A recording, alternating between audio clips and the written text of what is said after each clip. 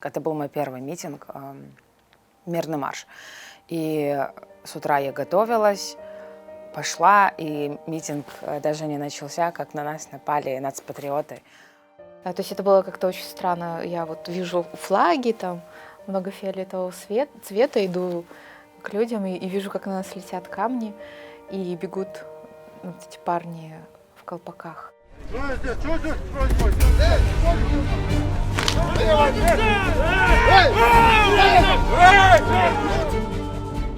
Я схватила свою подругу за руку, и мы бежали очень долго. Мы не знали, от чего именно бежим. Мы просто бежали, потому что было страшно. Мне начали раскидывать все плакаты, все вещи, сталкивать людей в том числе. Я увидела милиционеров и побежала к ним. Подумала, что они нам помогут. Они меня скрутили и повезли в автобус.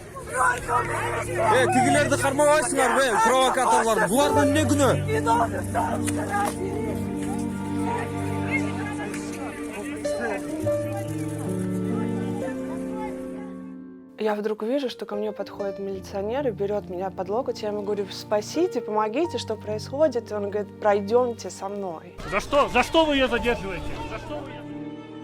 Сотрудник милиции начал меня бить по спине, потому что, когда мы шли, я спрашивал у него, кто он такой, почему задерживает, куда мы идем вообще, насколько это законно. И чтоб я заткнулся, угомонился, он начал меня по спине бить. Когда мы приехали в РОВД, мы долго стояли в этом дворе, уже вот это вот понимание пришло, что нет, они, собственно говоря, задержали тех, кого они планировали задержать. И это было спланированное задержание.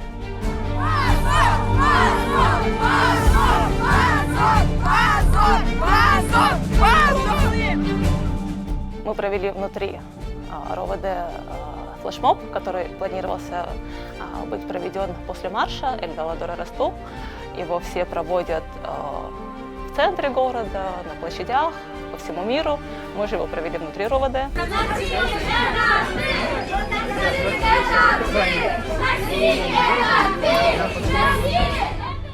Мне был испорчен паспорт сотрудником милиции.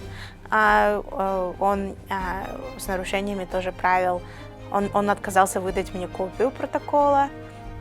Я сказала, что я не буду подписывать протокол. Он сказал: ну тогда я вам не дам копию. Вот. Следующий день у меня вот это вот внутри бушевало. А так как для меня главным инструментом общения являются рисунки, я понимала, что мне надо нарисовать, каким-то образом как бы рассказать о том, что произошло. Я нарисовала эту иллюстрацию, автопортрет, постаралась передать вот именно то ощущение. То есть там такая еще большая площадь, много воздуха, а тебя ведут, и ты прям задыхаешься, потому что это так нечестно. Потом началось обсуждение вот этого марша, и многие люди пытались как-то переиначить события этого марша и говорить, что девушки всех там спровоцировали. То есть пытались как бы вообще вот эту информационную кампанию повернуть в другую сторону. Вообще у нас как бы в обществе принято обвинять жертв в том насилии, которое над ними совершается, и, собственно, как бы это до сих пор происходит, нам говорят. А зачем вы выходите? Вот не надо было, вот вас же предупреждали. До сих пор ходим на суды, и суд до сих пор идет. И когда в милицию ходили, после вот этих вот всех задержаний, то, что случились протокола,